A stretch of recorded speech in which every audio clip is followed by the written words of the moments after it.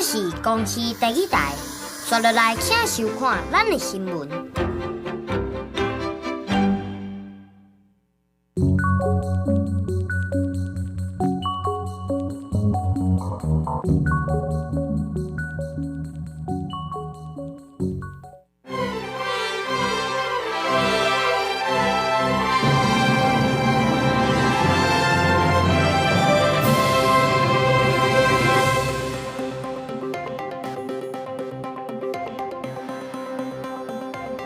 各位观众朋友，大家好，欢迎收看2月7日 AM 新闻，我是嘉豪。要发生什么大事代，后生就来不能知。今仔日举行立法院正副院长选举，由国民党韩国瑜、江启臣伫咧第2轮选调，无连任的尤锡坤宣布辞掉立委。劳动部宣布，去年的劳动基金投资收益创下新高，收益率有12.8%，平均一劳工会当分红3万8。行政院伫咧1月31日核定下过新北、台北、基隆3个城市的计量积温，按照伫咧2033年完工通车。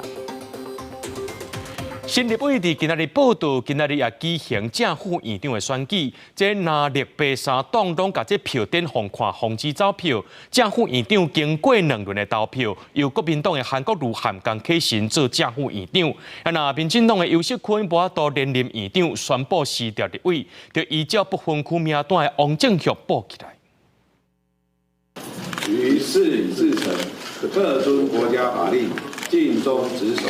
立法院院长韩国瑜、副院长江启臣宣誓就职。新科立委2月7日正式报道，正副院长的选举在蓝绿白推出人选的竞争之下，将其尾由国民党韩国瑜选调院长，江启臣做副院长。国瑜深知肩膀上责任重大，过去4年他担任立法院工作，可以说认真付出。院长的办公室啊，院长的官邸，也可以提供给尤锡坤院长来使用。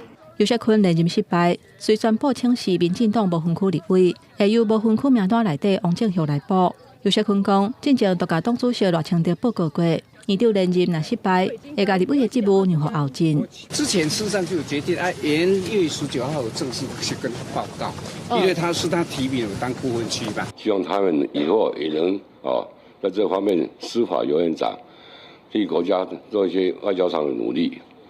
那也期待我们这个新的院长言守该言，做守该做。再去举行院长的选举，头一轮韩国瑜摕到54票，尤锡坤51票，黄珊珊7票，无人摕到过半的选票。进入第2轮，为首韩国瑜以54票赢过尤锡坤51票，当选院长。不过头一轮有一张无效的票，引起大家议论。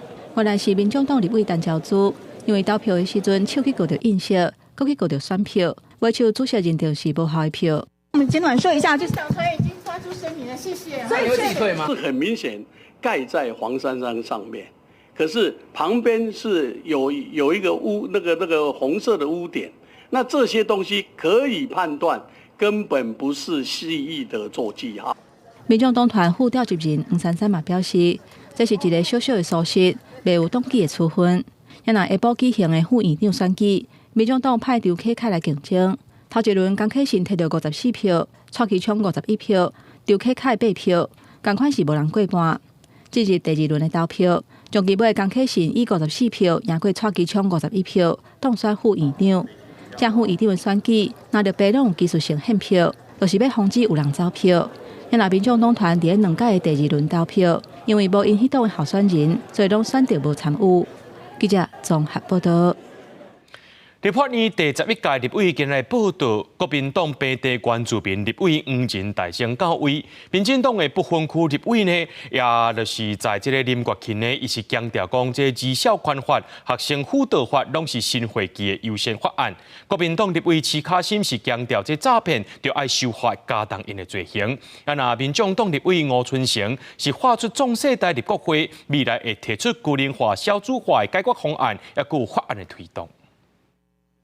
第11届立法委员当选人伫早起宣誓就职，立法院也铺红地毯迎接。国民党的台中市平地原住民立委黄仁上了头香，还佫伫咧联邦背板顶头签名，院方是赶紧甲切掉，因故希望会当看会出份量。非常抱歉，无心插柳了哈。那以为说我们新科立委或者说连任的立委在这个背板里面可以签名的。伫行红地毯时阵，北主的马拉县市的民进党无分区立委郭耀晴，带局长的黄中兴主任叶明志陪伊入场。也那民进党无分区的立委排第一名的林月琴，伊长期伫咧做离巢相关的非营利组织，早起也看小朋友制定行红地毯。表示离巢宽法、学生辅导法拢是新会期的优先法案。学生辅导法、还有少年事件法跟少年矫正条例，都事实上针对于新北市的这样的一个个案，事实上要去处理的话，都是重要的相关政策跟法令。在教育的议题，或者是在弱势团体他们的一些福利、动保的一些问题。以及文化产业的问题，这些都会是在我任内当中第一首要的会努力的一些方向。原来国民党的立委当选人徐嘉欣，伊的目标是要入外交国防委员会，关心两岸议题，也强调怎么诈骗真严重。加重刑责是正重要的。诈骗的事情出现了，已经非常的愤怒。那所以说，未来在诈骗的刑责跟刑度的方面，一定要来提高修正。伫这边是关键少数的民众党团8位立法委员，其中吴春成进场2遍，伊带壮世代团队的成员大声喊着“壮世代入国会”，以后将会针对个人化跟少子化来杀法案。我的任务呢，主要是要来提出对于高龄化少子化的一些解决方案跟法案的推动吴春成强调，民众党一定会坚持家己的独立自主性，终结拿力恶斗。记者综合报道。行政院伫咧1月31日定下过这新北、台北、基隆3个城市的基隆捷运综合规划报告，按算2033年完工通车。基隆捷运总经费696亿外，其中新北市分担71.44亿。不过这趁钱了钱，资产持有的部分地方是也未有共识。还有其表示会拍拼沟通，量早甲这基隆捷运起来。那基隆市长谢国良伊是甲中央发声，讲基隆的财政有暗，无应该呢，也无希望由这个家人来负担亏损的部分。行政院31正式核定基隆捷运综合规划报告，一定2033年完工通车。基隆捷运横跨新北、台北、基隆3个城市，为南港到北岛全长15.59公里。拢总13站，其中中树湾到汐止区公所加汐东捷运强线，嘛加汐东捷运共用斜后机场。未来往回基隆、台北的通勤族，会当伫南港站转坐高铁代替，也当伫南港展览馆转坐文湖线加板南线。能够让地方的建设往前迈进，持续的推动，而且中央能够核定，我想这都是我们所乐见的。所以不分哪一个县市，我们都乐见这样的进展。蒋万安也希望向中央争取更加侪经费，减轻等政府的财政负担。基隆捷运总经费696.89亿，中央负担519.98亿，台北市分担57.54亿，基隆市政府47.92亿，新北市政府是分担71.44亿上济。不过是趁钱也是了钱，这个款节也甲资产持有地方也无达成共识。新北市也会负起新建以及未来如何建构跟台北跟基隆营运的方式。当然，这当中涉及到中央跟地方的权责分配，我们大家一起努力，做好沟通协调，大家一起合作。捷运的营运盈亏我个人是不主张由基隆来负担这样子的亏损。我们负担建设已经喘吁吁了那营运的部分，希望中央跟新北老大哥多帮忙。不过，行政院通过的基隆捷运路线，敢若北岛车站并不延伸到基隆市区，学者认为无法度服务7成基隆人的基隆捷运，应该思考效益。没有进基隆，但我们花了这么多钱，这样值得吗？那未来营运的亏损的部分，那这个更是长期的一个负担。那谁要去负担这件事情？因为这些事情其实都没有进到一个社会沟通，那就来决定这件事情。学者提醒，无论是基隆捷运还是中捷绿线，拢对代替当地平行路廊造成竞争关系。政府应该谨慎通盘评估需求性，整体规划轨道建设。记者综合报道。史瓦蒂尼王国外交暨国际合作部的部长戴博利含伊翁婿来台湾访问，在去由副总统赖清德接见致辞的时阵，有讲到戴博利是史瓦蒂尼新政府头一位访问台湾的内阁部长，感谢史瓦蒂尼真侪届为台湾发声。戴博利也祝贺赖清德当选总统。史瓦蒂尼伫咧5月20总统就职典礼迄天一定会到位。阿秋第一，副总统甲总统当选人赖清德初一接见史瓦蒂尼王国外交甲国际合作部长戴博利甲伊的翁婿。大使建交55周年，史瓦蒂尼去年组成新政府，戴博利是新政府头一个访台的内阁部长，真有正面的意义。赖清德感谢史瓦蒂尼伫国际场合真侪届为台湾强烈发声，显示大使关系真稳固。戴博利是当面祝贺赖清德当选总统。不仅是国际合作的好伙伴，更是情同手足的一家人。本人为两国长久深厚的情谊感到自豪，也深信两国双边关系在我们共同努力之下，将持续深化紧密。This is the end result of an election that was tightly but fairly contested, and the ruling party secured a third consecutive term. Congratulations, President-elect. 戴博利讲，史瓦蒂尼绝对会缺席520总统就职典礼，也会持续协助台湾争取国际认同。戴博利这届要甲外交部长吴钊燮共同签署两国外长联合声明，搁再声明大使两国坚实的邦谊。针对中国打压咱外交，南太平洋友邦图瓦卢要组成新政府，敢会影响台土邦交？前图瓦卢总理索本加，也有现任图瓦卢总理纳塔诺，拢搁再声明挺台湾甲图瓦卢邦交的立场。土国总理和相关政要的发言，已经呼应了外交部先前的说明。大部分的国会议员当选人都与我方互动频繁，立场友善，并且支持维护两国邦谊。针对纳塔诺表示，大部分新科国会议员支持甲咱的关系，外交部是回应，代表大部分国会议员拢关心维护两国邦谊，也会持续关心图瓦卢选后的发展。记者综合报道。美国两只航空母舰卡尼文森号航舰的打击群，也有罗斯福号航空母舰打击群，3日伫咧日本海含这日本海上自卫队直升机驱逐舰伊势号顶舰艇，伫咧菲律宾海进行联合演练。这美军海军的这个第7舰队表示讲，这个美国、日本加强海上通信行动，也有空战行动，甚至是飞行行动。也那这个中共呢是有派出着间谍船收集情报。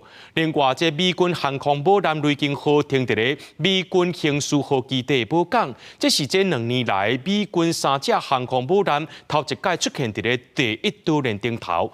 就学者认为讲，美国的行为就是要向中共也个北韩来展现因的实力。美国强化伫印太区域的影响力，最近和日本伫菲律宾海开始联合演习。美方大点头出动2只航舰，卡尔文森号航舰打击群、罗斯福号航舰打击群，和日本海上自卫队直升机驱逐舰伊势号这舰艇做伙。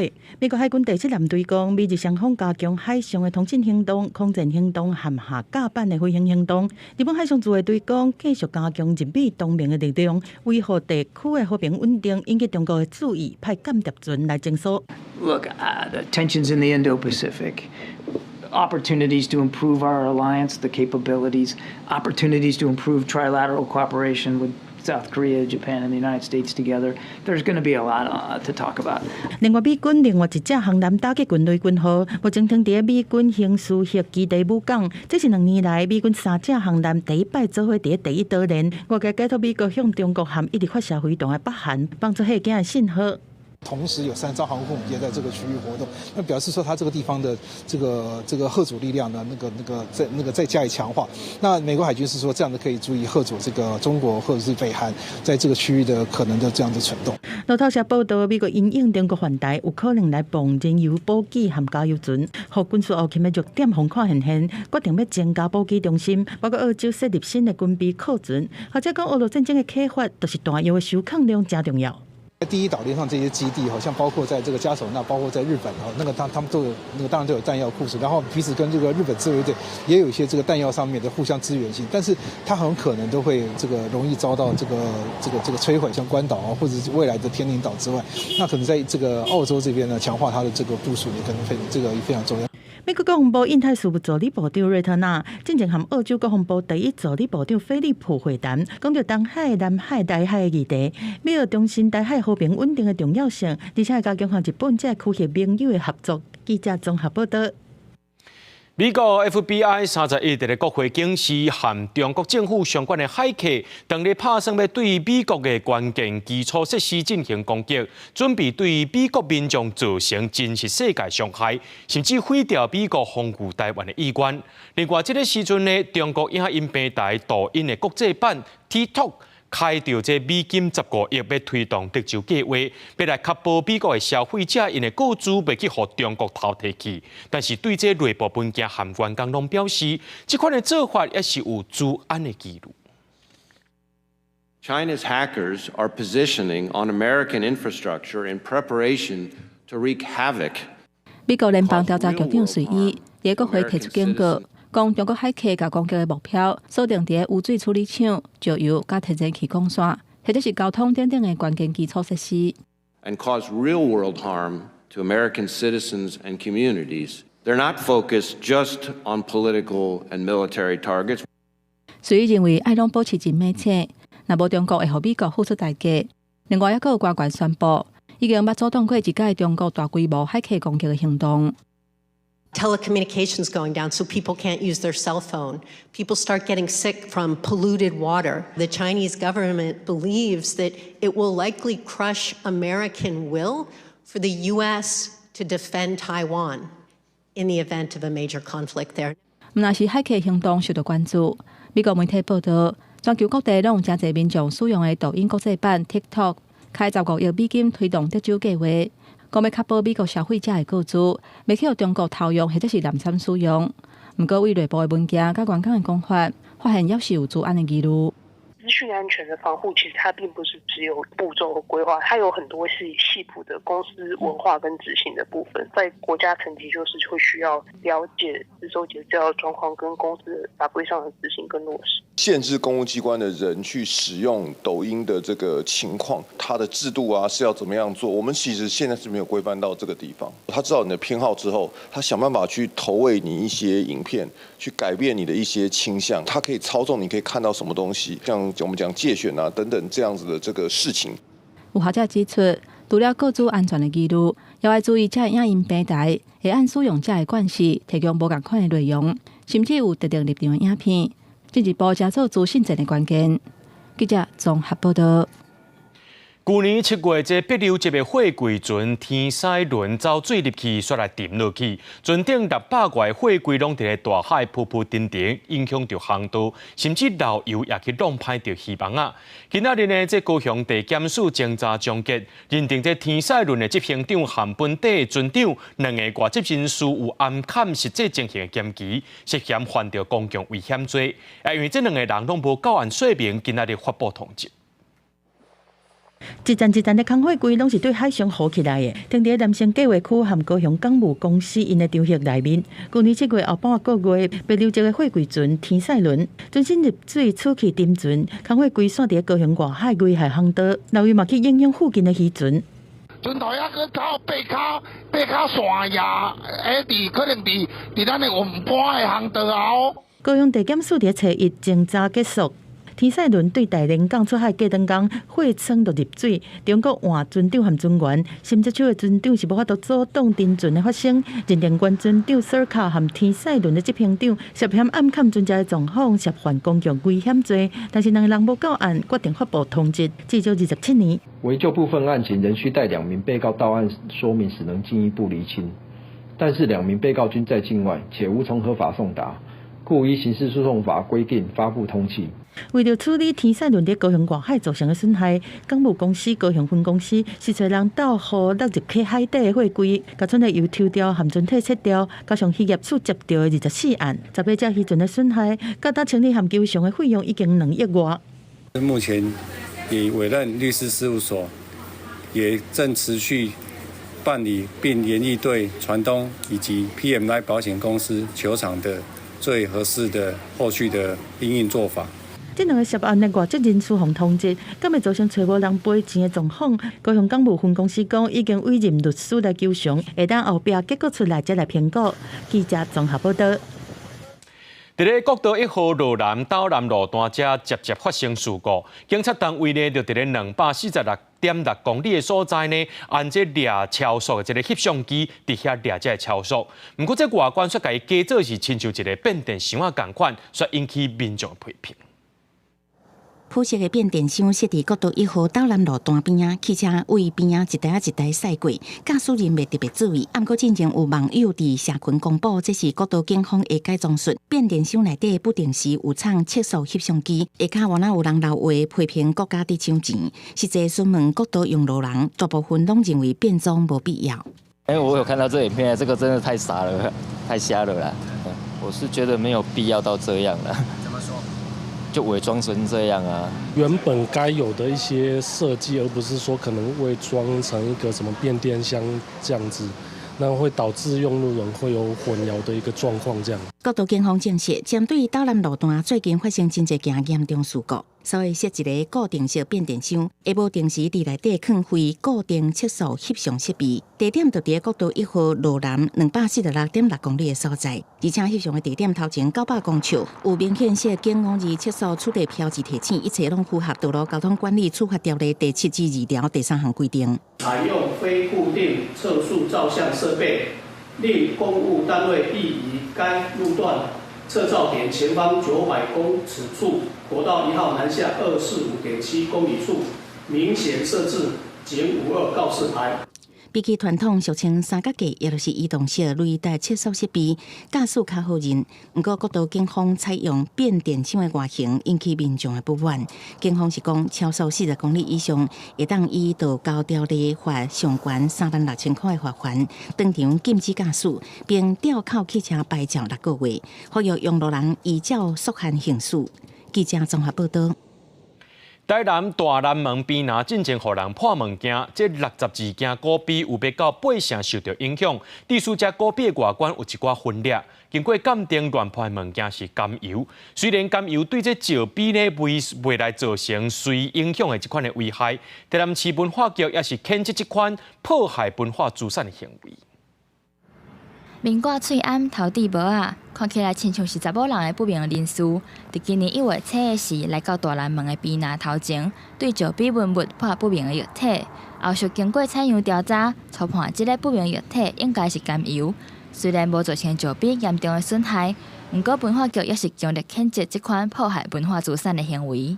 目前就甘油的一个属性以及他们现场的一个状况来看，对于这些实质的一些文物或是古物其实不会有造成一些腐蚀的一个情形。但是就目前的现场来看，确实还是有必须要做一些清理的一个需要。代志发生了后，台南警方嘛积极查访，目前已经锁定对象，要追查这个不明人士个案。泼洒的涉嫌人也由本分局立即成立专案小组。已掌握涉案的影像，全力查缉当中。大南门的边那目前有62座石碑，是1935年日本时代中正都市的时阵为台南各地收集来的，内容包括纪功碑、修建碑、木道碑等6种，记录当年民间趣味的故事，甚至佫罕见出现保障女权的碑文，是珍贵文化史料的聚集地。对啊，很不应该的啦，这是个古迹嘛，几百年的东西，这个就是说，有时候你这是开放式的话，很难真的是做到历史的脚步啊、脚印啊，应该是要留给后人。应该。文化局已经找学者到现场勘查，讨论要安怎甲清好清气，嘛按算要扩大巡查，建议安怎加强维护措施。记者温正雄台南报道。带观众朋友来看过这新闻。今年头一场欧洲峰会伫2月初举行。最近呢，针对着最近这欧洲农民放任环境监管的诉求，欧盟暂时无要特别去讨论，引起各国农业团体更较激烈的抗争。比利时农民用农业机具车队透明驶入去欧盟首府，也就是比利时的布鲁塞尔，拍算要伫咧欧盟总部外口继续示威。一只的铁牛仔伫报名驶入去比利时布鲁塞尔市区，甲车路挡条的，互部分的交通袂顶袂动。伫今年度头一场欧洲峰会开始进行的几点钟，欧洲各地农业团体拢增加抗争的力头，要求欧盟领袖多重视农民的诉求。We are here to send a clear message to all the people. We want to be sure that we are heard. 欧盟去年通过新的环境监管的政策，要求农民遵守更较严格的生产标准，确保生物多样性，嘛减少排放温室气体。不过，面对欧洲通会碰撞，燃料甲农业原料的计销起，新的种植的方式会增加生产成本。有的欧盟的成员国也阁减少补贴，互袂少小规模的农民是叫要制裁袂掉。Because of post-farm gate costs, so things like energy costs, things like wage rate appreciation, other sorts of things, that were affecting every step of food processing all the way to the retail shelf. 另外，欧盟按算甲拉丁美洲南方共同市场签订自由贸易的协定，农民团体批评讲，国产的农产品恐惊无法度甲真俗的进口商品下价竞争。On ne peut pas aujourd'hui avancer avec, en disant on va importer de la viande qui vient de Chili en l'occurrence ou de Nouvelle-Zélande qui ne répondent pas à nos normes. 目前伫欧盟主要的农业国，有的政府已经接完对农民不利的新措施，不过铁牛仔车队的抗争要持续咧拖。比利时农民嘛计划伫欧盟总部外口展开示威，若这届欧洲峰会，欧盟会修订列明的预算，包括对乌克兰的援助金。暂时无甲欧洲农界问题纳入议程。公司新闻杨间编译。就这报告2个月，阿根廷总统米雷伊为着要抢救国家经济，推出修连帅改革方案，就算进行调解协商，修改退休金计算方式，甲本地方案的条文抬掉一半。不过，工会民主派团体甲政党也是不满，国营企业民营化，就在当地时间1月31日，国会大楼门口也是有几多千人示威，而且和警方发生冲突。部分抗议民众想要冲向国会大楼门口，互镇暴警察用人墙阻挡。警员除了用盾牌挡人，也甲渐入人阵拖走坐伫涂骹的示威者，嘛向冲撞警方人墙的民众喷胡椒喷雾，场面正乱。新任总统米雷伊就职以来推出的改革方案引起少年团的抗争。伫国会审查过程，相关的委员会透过调解协商，删除部分争议正大的条文，像讲30人以上的抗争必须都要得到警方核准。那在野党不满，联合国嘛正式发函要求阿根廷政府删除这条文。不过左派的在野阵营正看伊的有关国营企业民营化的部分，也甲大幅度放宽土地开发的环境规范，目前也会保留，这也引起工会甲环保团体的忧虑。Una manifestación tranquila la convirtieron en esto. Patricia Bullrich quiere provocar, quiere que la discusión sea represiva para que no se sepa que lo que están votando es un desastre. Nada más que eso. 阿根廷的布宜诺斯艾利斯前防部指出，这前的自由前进联盟对法案到尾会过关真有自信，因为伫过半边里的支持，米雷伊的改革措施会当顺利上路。伫这个同时，国际货币基金 IMF 针对阿根廷440亿美金纾困方案所进行的最新评估，因为虽然去年底无达成计划目标，不过 IMF 也是决定放其中的47亿美金，予阿根廷政府解决金融危机。公司新闻7家人编译。来看俄俄战争伫咧罗西亚运输机摔落来了后，双方伫咧1月30日交换战俘，大概放出200人左右。另外，两国内部也传出一寡问题。乌克兰传出总统泽伦斯基烦恼这武装部队总司令会去威胁到伊连任总统，说要求总司令就要落台说互拒绝。那罗西亚是通过新法案，拍算要甲散布军队假消息的人财产充公。总算回来家乡，乌克兰战斗欢喜欢好，有人落车就摸着出来人，阁有人倒伫涂骹，双手举悬悬，享受自由的空气。有真侪人阁披咧乌克兰的国旗，敲电话向出来人报平安。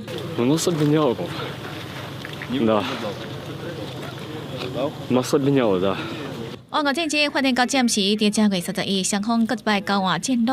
俄罗斯讲，双方分别交换195名战俘。乌克兰总统泽伦斯基在社群媒体 X 表示，这场换战俘的行动，拢总有207名乌克兰人回来。这是正月20日，俄罗斯讲一只载着65名乌克兰战俘的军机，和乌克兰拍落来了后，双方头一摆交换战俘。而转去乌克兰的战俘内底，有36个人受伤，也是得到严重的疾病。在着泽伦斯基总统任期就要到期，乌克兰国内嘛传出泽伦斯基为着竞选连任，要求民意支持的武装部队总司令扎卢兹尼请辞，而且寻求军事情报局局长布达诺夫也是陆军司令瑟尔斯基接任。虽然乌克兰国防部立交把否认这个状况，也毋过英国卫报报道乌克兰反对派机关讲恰认可的话，表示要求请辞命令已经予扎卢兹尼拒绝，而且陆军司令瑟尔斯基嘛已经拒绝接任总司令。在乌克兰国内有政治斗争的同时阵，俄罗斯是咧国会国家杜马450名议员内底，有377名议员的支持之下，通过新的法案，按算对散布俄军假消息的人没收财产，不过民众却无支持这个法案。Имущество обычно забирают за долги. За дискредитацию, может быть уголовная ответственность, но не имущественная. 俄罗斯民众认为，对于散布俄军假消息的人，应该提起刑事诉讼，判处刑期，不是用没收财产来处理。这个法案佫需要俄罗斯联邦委员会还有总统普廷的签字，才会正式生效。国际新闻台宋炳玉。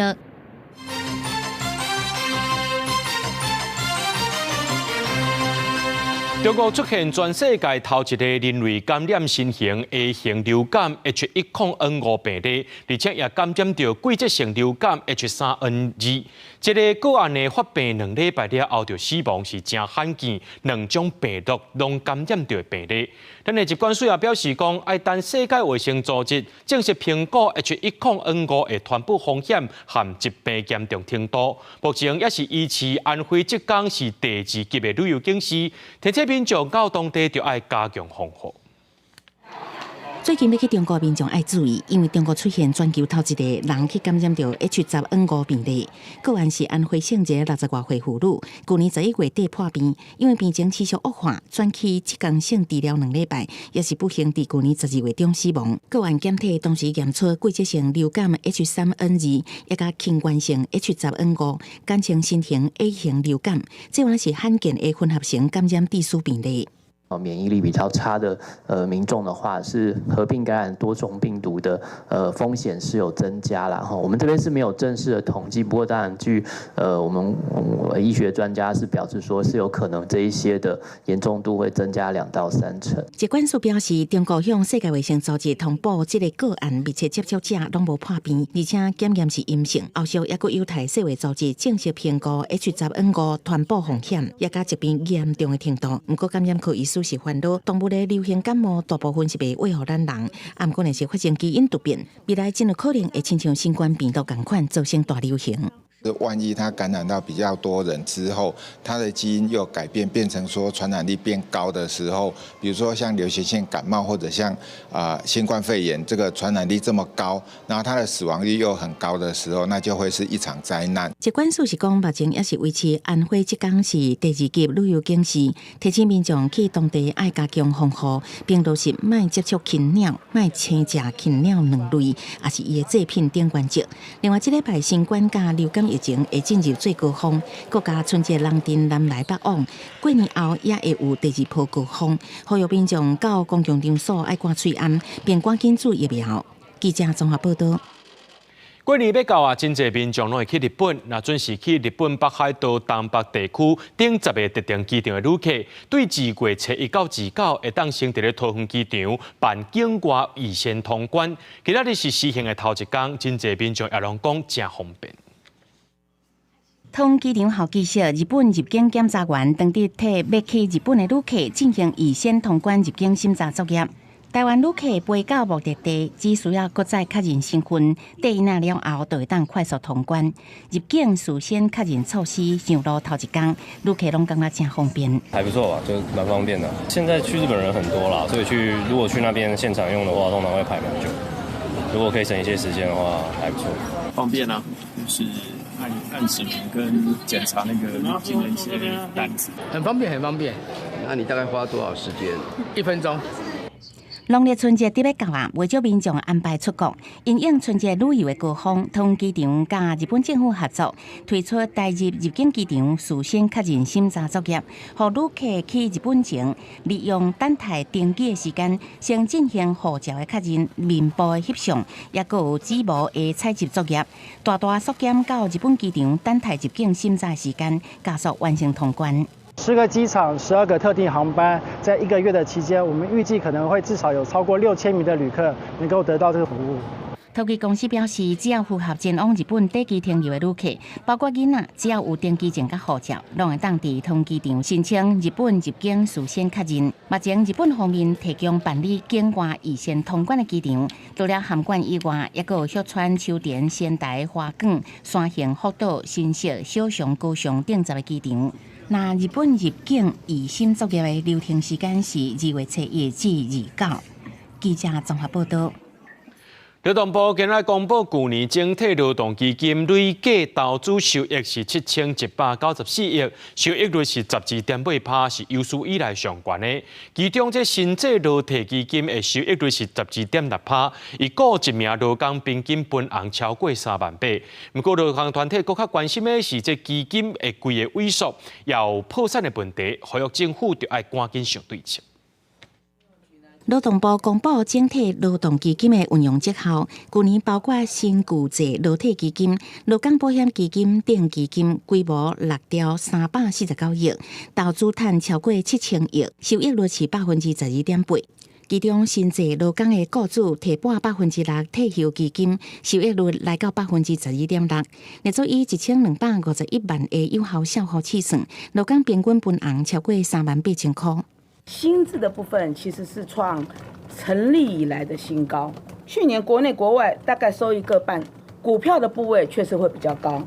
其中关系劳工退休金的劳保基金规模8729亿，收益率14.44%，也创下历史第2冠。虽然投资有真好成绩，不过劳团更较关心渐渐萎缩的保金。劳团指出，目前欠达到13条，可能会伫2028年变0。另外，就算收益率更较悬，嘛无法度解决这个问题。2028年如果劳保基金就归0了，那收益率100%也没有用。因为它还是0，劳团比较关心的，也就是劳保的这个基金，也就是母金，如何能够让它扩充。劳动基金有赚钱，年纪差不多60岁的退休劳工会当得到好处。不过台北市产业总工会指出，这笔钱对在职劳工来讲，看会到吃袂到，只是变动的表面上的数字。面对劳保基金了钱，劳团认为，不管是继续提拨基金，采用其他合并的方式，也是用其他的基金增加税收来补助，目前方案真多，呼吁政府提出有效的作为。记者综合报道。美国联准会利率连续4届无变动，和联邦基金的利率目标区间维持伫咧5.25%到5.5%，这也互拜三美股收盘大落。不过台股呢早盘有落小可，盘中伫咧航运、观光等传产股，也有金融股带动之下，加上外资大买，落尾是有起，收伫咧17968点。另外，这台票有落小可，收伫咧31.38块换美金1块。美国联准会主席鲍尔认为讲，联准会无啥可能伫3月降利息，互拜三美股主要指数收乌，嘛连带影响到欧洲股市开盘就开始落。台北股市早盘是小可落18点开出，不过盘中伫航运、观光这传产股含金融股一直起力之下，嘛互指数对乌变红，加上这钱回流，外资积极回补大买219.7亿，中场大盘起78点，收伫17968点，成交金额3069亿。费德暂时把降利息的消息嘛推升美金走强，和台币换美金拜是收跌31.38块。台股还是一个长线有机会往上走的一个格局，但是因为过年要放比较长的假，8个交易日不确定性。第二个，因为放长假期，丙种要结算，所以说，也许在未来的2个交易日，可能是一个盘整的格局。到底联总会决定发布了后，嘛，互联邦基金利息的目标区间维持在5.25%到5.5%，同款是23年的官位。主席鲍尔讲，虽然最近几个月通膨有进展，但是嘛强调需要看到更较侪数据，确认通膨降息的趋势。Inflation has eased notably over the past year, but remains above our longer-run goal of 2%. 各大学者认为讲，联总会连续4摆利率会议是维持利率无震荡，互美金维持伫个原点，代票转弱。虽然台湾出口商会当喘一口气，但是进口商的压力同款伫咧。对出口厂商来讲，他是希望台币贬值，就是他的产品用美元计价，他收回来的美元在台湾就可以换更多的台币，他会有一些利益。对进口商来讲，他的进口成本就会增加。学者嘛提醒讲，伫高利率的状况之下，除了企业和投资暂时慢落来，美国降息的市场嘛影响台湾出口的恢复，拖愈换美国消费力愈低，到时国内出口要明显好转，恐惊嘛无遐尼简单。记者综合报道。疫情解封，观光的人变多，不过这客运业也是真欠驾驶。亲像台北南港到花莲的路线来看，坐车的人拢灰灰啊，甚至是无人去坐。通联客运就含台北客运宣布，对2月初开始，南港到花莲的路线会联合排班，也对1天2班减少到1天1班。2020年因应苏花改开放通车，当时北华线会优惠，甲花莲七星潭也2兆多。国家代表花莲山水的纳斯甲列色印伫车身外观，互人俄罗斯全台湾上水的客运，不过营运才短4年，即马煞面临减班。通联客运甲台北客运宣布2月初开始用联合排班。一直以来都是搭火车比较多啊，习惯性来说是火车吧。巴士的速度能够比火车还要快的话，我相信一定会有更多人想要去坐巴士这个部分。业者讲，到目前为止，客运业者欠工的问题也是有2成以上。以台北南港甲花莲路线来看，长期坐车率拢无够经营成本，平时也是假日拢敢个位数的旅客伫坐，有当时甚至出现一个人包车，也是无人坐车的情形。所以为2月初1开始，为南港甲花莲每工往回班次为2班减做1班，像2、4、6、8双月由通联客运发车，1、3、5顶客月由台北客运发车。这个路线营运已经4年了，那很不幸的就是开通没多久，然后就碰到疫情，那也刚好在这段时间，台铁它大幅提升的运能，那所以目前火车票已经不再像以前这样一票难求，所以搭乘国道客运的旅客就更加的减少。所以就不得不做这样一个措施。主要是因为驾驶人力短缺，考量这2条路线重复性高，但营运绩效不甚理想。在民行不中断，且让业者经营更有效率情形下，所以申请联合排班。客运业者讲，因为国道客运运价将近18年无调悬，国家欠工这个因素，要针对所属的路线做优化，包含台北到通的路线，让坐车率持续减少，未来也有可能用联合排班的方式。记者综合报道。目前，重型机车受到这个法规的限制，无法度停入去一般的奥多摆机仔顶头。不过，台中市交通局有公告，考虑到这空间的节省，要试办3大路外停车场，会当互大型、重型奥多摆停伫咧一般的奥多摆机仔。真侪车友拢认为讲，这早就爱开放啊，也呼吁其他县市赶紧来做这事。排气量伫250cc 以上，每排红牌大型、重型机车受到法规的限制，无法度停伫机车架。不过，台中市政府交通局公告，为2月初1开始，试办市政公园停车场、惠新停车场、甲丰原转运站停车场，互大型的重型机车买当停伫机车架。大众机能够停路外机车停车场，不但能够提升都市停车空间的使用效率，还可以让大众机车友多一种选择。另外，也可以减少大众机跟小汽车的停车冲突。部分骑大型、重型机车的民众话讲，早就应该开放会当停伫机车架。重机它本来就是一个机车啦，那它如果去占用汽车格，其实很浪费空间的一个行为。所以说，去停机车格、开放停机车格，我觉得这是只有好处没有坏处。大部分的这种重机啊，它的尺寸其实不会比白牌的，就是我们说那个普通重机的大小大到哪里去，所以在空间的利用上面，绝对是会更有弹性。有车友话讲，其他的县市嘛当考虑在咧办理。台南市交通局表示，会针对适当的时间，偏高建议开放。高雄市交通局讲，未来会当看需求来检讨。不过目前大型重型机车要是规划停伫汽车街，而且一架无限制停一台。大型重型机车车主也并未反映有需要停放在机车停车格，持续听取车主的意见来做滚动式的检讨。本府也会针对适当的场次呢来评估延役开放的可行性。新北市交通局回应讲，目前按中央的政策，也未开放机车街予大型重型机车来使用。听候中央开放了后，会配合办理。有骑重型机车的民众建议讲，会当开放大型重型机车，自由选择停伫汽车街或者是机车街，较袂无采停车的空间。记者综合报道。下礼拜就要过年，成大台文系和台南的文化局合作办台湾年文化交流活动。学生囡仔实际去到这社区行大林北春联文化，另外学生因也家己传春联，甲社区的民众做伙用白话字写春联，和这个年节的风俗和母语结合。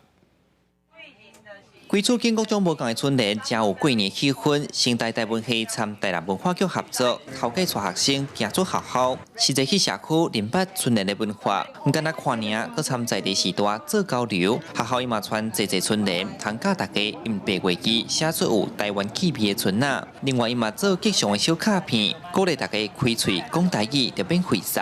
日本甲台湾无共款，我写平安。你写伊就是塞车平安，台语有音无字啦，即摆头一摆看到台语的字就对了。纯粹就是讲，这爱互社区的人、民众，大家人较侪人知影安尼啦吼。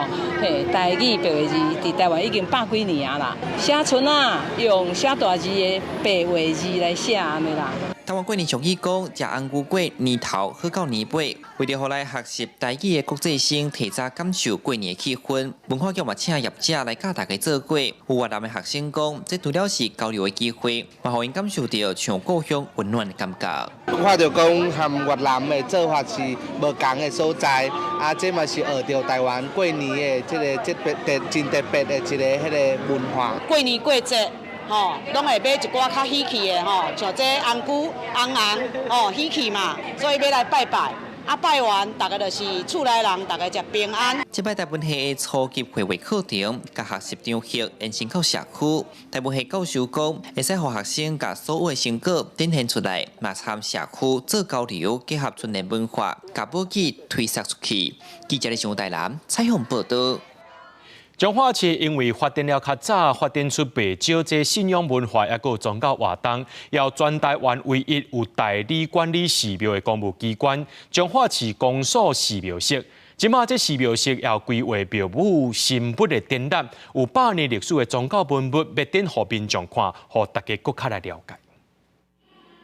祭拜用的祭台，各种造型的香炉，阁有古早的乐器，这文物拢有100多年的历史咯。彰化市公所寺庙室用2年的时间进行彰化市15间宗庙的文物调查，这100年古物即阵当伫咧古越民俗馆展出。一般咱伫咱的国寺庙是看无的吼，所以阮经过2年吼，在文物的普查调查研究，甲非常吼，咱顶贵的文物吼，差不多100几项的文物伫咱古越民俗馆。透过安尼展览，嘛会当带动咱彰化。认识咱这个古城的文化。彰化市伫清朝时代就有设立彰化县城，是台湾头一个用砖仔起的古城。因为开发早，也发展出济的地方信仰文化，有300年历史的开宗第一寺庙、开化寺的香炉、国定古迹万清馆、玉皇大帝的灵馆，真济拢是平常时无得看的。平常时真正是无看到，咱若去拜拜，迄插香，迄香炉的。经历嘛，足侪，很不错，就是可以带动彰化的寺庙古迹被更多地方的乡亲们看见。除了有100多项宗庙的古物展出，现场也有活动体验区，让民众跋杯唱签诗，用趣味方式认捌地方信仰的文化风俗。记者杨淑晴彰化报道。新竹市中央路过去是专门卖农药甲菜菜所在，当旺的时阵上侪有20多间。时代伫咧改变，即马只剩2间尔。其中这新兴农药菜菜行最近甲这店面用木造重新设计，那生意品用过更加好，也成功甲店面转型。来到新竹旧城区的中央路，不少老新竹人对这充满记忆，尤其是做餐人，若要买农药掺菜栽，一定拢会来到这。上济时有20外间，后来时代改变，即马搁咧卖店家只剩2间。这卖菜栽吼，敢若迄时机若到吼，袂输咧插大菜市的，很热闹就对了。其中这间新兴农药菜栽行，1920年成立，到今已经有100多年的历史。最近透过商圈再造计划，甲店面重新营造出无同款的风格。目前把经到第5代继续来经营。到国外去，尤其像日本，他们那个商店让人家就觉得，不管他们卖什么东西，即使是卖米，好那种小杂货，你就会觉得他那个空间、那个容器都让人家很吸引人。对，那我们就希望，我们觉得我们种子很漂亮，5颜6色，所以我们就会希望说。有像日本购物的那种感觉。小时候印象就感觉要摸泥土，觉得有点脏脏的感觉，对。然后后来接触到植物这一块，我也觉得种植物的那种成就感很特别啦。头家讲，经过改造了，确实吸引真侪新的人客，经过店面的时，较愿意停落来看。未来也希望旧城商圈会当恢复过去的风采。记者刘君和新竹报道。台南有唐德宗纪念公园，也有一条唐德宗大道，也为伊的纪念日。为了要和民众更加认捌唐德宗，有2位导演做伙合作，用5年的时间筹备纪录片《找找唐德宗》。透过拜访唐德宗的亲情，研究过伊的人，讲出唐德宗的故事，也希望透过这纪录片，和更加侪人做伙来了解台湾的历史。台南市报恩市头个95，讲唐德宗啥物，实在安那，无人讲会出来。台南市中心的圆环，这就是唐德宗纪念公园。228日时，伊就是伫遮和国民政府庆祝。台南还有一条唐德宗大道嘛，为一式纪念日起过纪念馆。不过，侪台南人所讲袂出伊的故事，这嘛，互翕过原生当厝的导演黄明正开始好奇唐德宗是虾米款的人。为什么这么近呢？生活内中的历史，结果跟咱这近，却觉得非常的遥远。就到底是为什么？为什么我们没有办法阅读我们自己土地的故事？这样子，所以我在干嘛讲，如果在我们自己的地方遗忘了自己的土地的故事，那是一种悲哀啊。唐德宗1907年伫台南出世，爸爸是日本人，妈妈是台湾人，嘛做过警察和律师，因为政事公正，受到侪人尊敬。伫咧228日时，伊参与过维护台南的治安，买手说互政府以叛乱罪甲惩罚。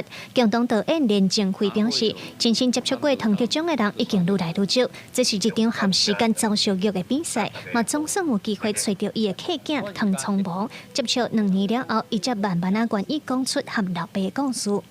你知影迄个家兄伊打70多年，伊毋敢甲伊的后生、伊的查某囝讲，为虾米？其实这拢是为着保护因。经过安尼5年，因的家属无熟悉，也透过跟我们一起寻找。找找唐德宗拍算会伫3月19正式推出，团队用无主的方式在拍片，嘛拜访过侪研究唐德宗的民众，佮去到日本找到伊的亲情，透过无同角度呈现唐德宗的故事。较可惜的是，唐崇武先生伫去年逝世，才到91岁，无法度亲身看到纪录片。导演毋望透过这个纪录片，会当互愈侪人来了解台湾的故事。记者卢尚祖、郑俊佑台北报道。由文化部规划大型户外歌戏音乐剧一六二四，由各大出名的歌戏小生小段做伙来演出，透过歌戏来扮演着台湾历史故事。这出戏呢，今仔日伫高雄开记者会，带观众朋友来去先看先赢。我的车领公主，落来素会家。由2位歌戏天王孙翠凤甲邓美云来扮演400年前的第2良甲荷兰人，2位王牌来演对手戏，观众拢拍破啊！这出1624歌戏音乐剧是将荷兰统治台湾发生的故事，用歌戏的方式来演出。蔡依伫高雄开记者会，其中精彩片段是头摆献光。所以不管是1624，还是到即摆2024。经过这段期间，咱所看到的是所有人伫这片土地顶面留下因真实的情感。 流汗流血，用性命去保护咱这片土地。1624是台湾甲世界小队的开始，伫这出戏当中，迄当时唔留荷兰人、汉人、还有希腊亚、日本人等等。因员讲1624大型户外歌戏音乐剧，拢总有14个团体，在进幕后动员500人演出，将400当前荷兰甲台湾连结来做全新的转型。1624也当讲是超级大型的户外，而且是 华语的音乐剧，这个在歌仔戏的历史里面从来没有过，所以它是一个新的里程碑。应该是我们第一次用这么专业而且大众的表演艺术的方法来实现我们谈我们自己历史的过程。 这也是高雄中山堂整修以来头一组演出的戏剧。这出1624歌戏音乐剧，按算24、25伫台南高铁站来做演出，为台湾400年的历史起鼓。记者钟义辉、邱兆勇高雄报道。明仔载天气是好也是歹，做回来看预报恁就知。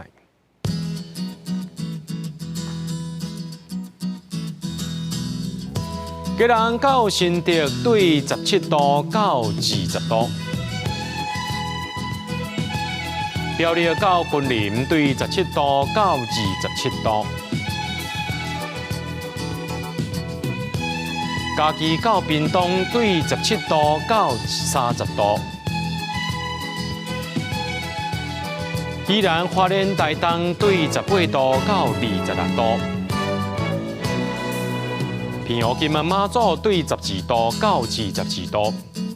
新闻最后，感谢各位观众朋友收看今日 AM 新闻，我是嘉豪，咱再会。